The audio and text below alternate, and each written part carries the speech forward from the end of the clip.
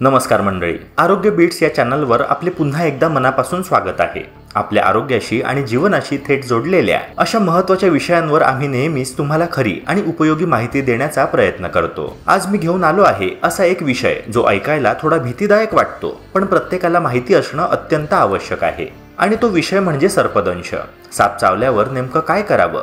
विशेषतः पावसाळ्याच्या दिवसांमध्ये ग्रामीण भागात सापांची हालचाल वाढते आणि अनेक वेळा अशा घटनांचा सामना करावा लागतो। साप चावल्यावर घरातील मंडळींचा पहिला प्रतिसाद असतो तो घाबरण्याचा। आता काय होणार, कुठे नेऊ, प्रथमोपचार काय करावा, असे अनेक प्रश्न क्षणात डोक्यात येतात। चुकीच्या समजुतींमुळे लोक अनेकदा अंधश्रद्धा किंवा चुकीच्या घरगुती उपायांकडे वळतात आणि त्यामुळे रुग्णाची परिस्थिती आणखीनच गंभीर बनते। खरं तर अशा वेळी शांत राहून योग्य वेळी योग्य पावलं उचलली तर रुग्णाचा जीव सहज वाचवता येतो। पण दुर्दैवाने माहितीच्या अभावामुळे मौल्यवान वेळ वाया जातो आणि मोठा धोका निर्माण होतो। म्हणूनच या व्हिडिओमध्ये आपण साप चावल्यानंतर लगेच कोणती पावलं उचलायची, कोणते घरगुती उपाय टाळायचे, योग्य प्रथमोपचार कसा करायचा आणि हॉस्पिटलपर्यंत सुरक्षित पोहोचवण्यासाठी कोणत्या गोष्टी लक्षात ठेवायच्या हे सर्व सोप्या भाषेत जाणून घेणार आहोत। मित्रांनो, ही माहिती तुमच्यासाठीच नाही तर तुमच्या कुटुंबासाठी आणि गावासाठी जीवनरक्षक ठरू शकते।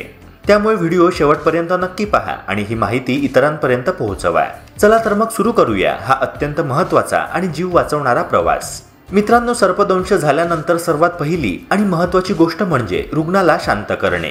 कारण साप चावल्यानंतर बळी पडलेली व्यक्ती प्रचंड घाबरते। घाबरल्यामुळे हृदयाचे ठोके वेगाने वाढतात आणि त्यामुळे शरीरात विष अधिक जलद पसरू लागतं। त्यामुळे रुग्णाला लगेचच धीर द्यावा, त्याला जास्त हालचाल करू देऊ नये। जितकी हालचाल कमी तितका विष पसरायचा वेग कमी। हा एक छोटासा पण जीव वाचवणारा पहिला उपाय आहे। यानंतर दुसरी महत्त्वाची पायरी म्हणजे सर्पदंशाच्या जागी तात्काळ उपाय करणे। ज्या ठिकाणी चावा घेतलेला आहे त्या भागाजवळ घट्ट पण जास्त रक्तपुरवठा थांबणार नाही अशा प्रकारची कापडी पट्टी बांधावी। यामुळे विष हृदयाकडे पोहोचण्याचा वेग कमी होतो आणि आपल्याला रुग्णाला रुग्णालयापर्यंत पोहोचवण्यासाठी महत्त्वाचा वेळ मिळतो। अनेक लोक घरगुती किंवा आयुर्वेदिक उपायांचा प्रयत्न करतात, पण लक्षात ठेवा ते फक्त पूरक ठरू शकतात आणि जीव वाचवणारे नाहीत। त्यामुळे चुकीच्या उपायांवर वेळ न दवडता रुग्णाला शक्य तितक्या लवकर दवाखान्यात पोहोचवणे हाच खरा उपाय आहे। मित्रांनो, यामध्ये आणखी एक महत्त्वाची गोष्ट म्हणजे घाबरून चुकीचे निष्कर्ष न काढणे। आपल्या देशातल्या बहुतांश सापांच्या प्रजाती बिनविषारी असतात, पण जर चावा कोब्रा, घोणस किंवा इतर विषारी सापाने घेतला असेल तर आपण वेळ वाया घालवला तर मग धोका प्रचंड वाढतो। म्हणूनच घाबरणं टाळा, शांत राहा आणि योग्य निर्णय घ्या। खरं तर अनेकदा रुग्ण हा विषामुळे कमी पण भीतीमुळे जास्त दगावतो। म्हणून सर्पदंश झाल्यावर पहिली पायरी म्हणजे धीर द्या, हालचाल कमी करा, पट्टी बांधा आणि तात्काळ रुग्णालय गाठा। एवढी सोपी पण योग्य पावलं उचलली तर जीव वाचवणं शक्य आहे। सर्पदंश झाल्यावर प्रथमोपचार अतिशय महत्त्वाचे असतात, पण ग्रामीण भागामध्ये तात्काळ वैद्यकीय सुविधा उपलब्ध नसल्यामुळे घरगुती आणि आयुर्वेदिक उपाय खूप उपयोगी ठरतात। या उपायांमुळे विषाचा प्रभाव कमी करता येतो आणि रुग्णाला हॉस्पिटलपर्यंत सुरक्षित पोहोचवण्यासाठी वेळ मिळतो। त्यामुळे आज आपण अशाच काही पारंपरिक पण उपयुक्त उपायांबद्दल जाणून घेणार आहोत, जे आपल्या पूर्वजांनीही वापरले आहेत आणि अजूनही ग्रामीण भागात लोक त्यांचा उपयोग करतात। मित्रांनो, सर्वप्रथम बोलूया आघाडा या वनस्पतीबद्दल। आघाडा ही सर्पदंशासाठी अतिशय प्रसिद्ध आणि उपयुक्त औषधी वनस्पती मानली जाते। साप चावल्यानंतर त्या जागी आघाड्याच्या पानांचा रस लावल्यास सूज कमी होते आणि विषाचा प्रसार थोडा आटोक्यात येतो। याचबरोबर आघाड्याच्या मुळ्या ठेचून त्याचा चोथा लावायला दिला किंवा पानांचा रस प्यायला दिला तर शरीरातील विषाचा प्रभाव काही प्रमाणात कमी होतो। त्यामुळे जेव्हा हॉस्पिटलपर्यंत पोहोचायला वेळ लागतो तेव्हा हा उपाय तातडीचा पहिला आधार ठरतो। यानंतर दुसरा महत्त्वाचा उपाय म्हणजे हळद। हळद ही केवळ स्वयंपाकघरात वापरली जाणारी मसाला नाही, तर ती जंतुनाशक आणि विषनाशक गुणांनी परिपूर्ण आहे। सर्पदंश झालेल्या ठिकाणी हळदीचा लेप लावल्यास सूज आणि वेदना कमी होतात। हळदीतील नैसर्गिक घटक विषाचा प्रभाव कमी करण्यास मदत करतात। म्हणूनच ग्रामीण भागात लोक सर्पदंशाच्या घटनांमध्ये हळदीचा वापर प्रथमोपचार म्हणून करतात।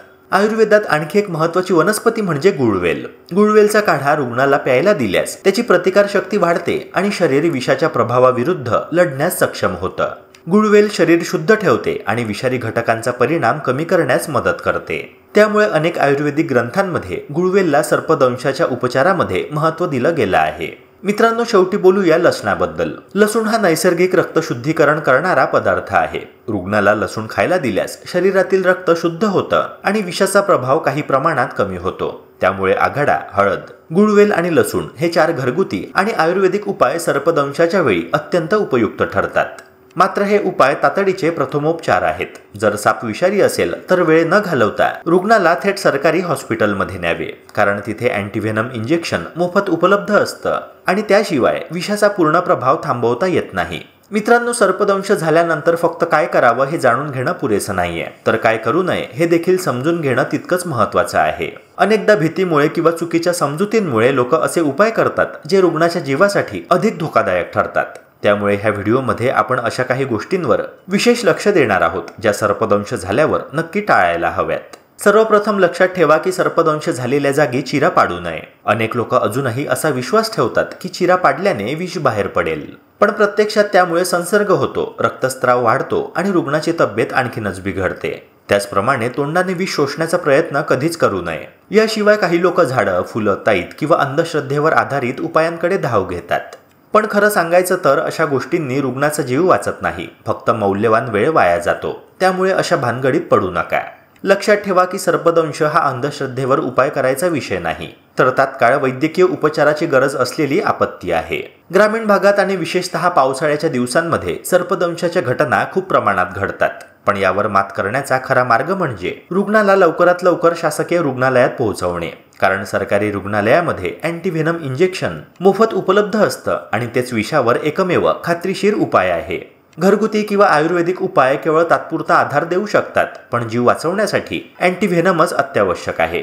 म्हणून मंडळी, सर्पदंश ही घटना नक्कीच गंभीर आहे, पण योग्य वेळी योग्य निर्णय घेतला तर जीव वाचवणं शक्य आहे। सर्वात महत्त्वाचं म्हणजे घाबरू नका, वेळ वाया घालवू नका, चुकीचे उपाय करू नका, रुग्णाला शांत ठेवा, प्राथमिक उपचार करा आणि शक्य तितक्या लवकर दवाखान्यात न्या।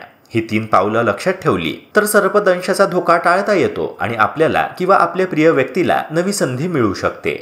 मंडळी, सर्पदंश ही घटना नक्कीच भीतीदायक आहे, पण आपण आज जे मुद्दे पाहिले, रुग्णाला शांत ठेवणे, हालचाल कमी करणे, योग्य घरगुती उपायांचा वापर करणे आणि सर्वात महत्त्वाचं म्हणजे वेळ न दवडता रुग्णाला थेट हॉस्पिटलमध्ये नेणे, हे लक्षात ठेवलं तर जीव वाचवणं शक्य आहे। लक्षात ठेवा, घाबरायचं नाही, चुकीचे उपाय करायचे नाहीत आणि अंधश्रद्धेत अडकायचं नाही। योग्य माहिती आणि योग्य कृतीमुळे आपण कोणाचा तरी जीव वाचवू शकतो। जर हा व्हिडिओ तुमच्यासाठी उपयोगी ठरला असेल तर तो जास्तीत जास्त लोकांपर्यंत पोहोचवा, कारण ही माहिती कोणत्याही क्षणी एखाद्या जीवासाठी अमूल्य ठरू शकते। तसेच आपल्या आरोग्य बीट्स या चॅनलला सबस्क्राईब करा आणि बेल आयकॉनला नक्की प्रेस करा, जेणेकरून आरोग्याशी संबंधित अशा महत्त्वाच्या माहितीचे व्हिडिओ तुम्हाला वेळेवर मिळत राहतील। भेटूया पुन्हा एका नव्या व्हिडिओसह। जय हिंद, जय महाराष्ट्र।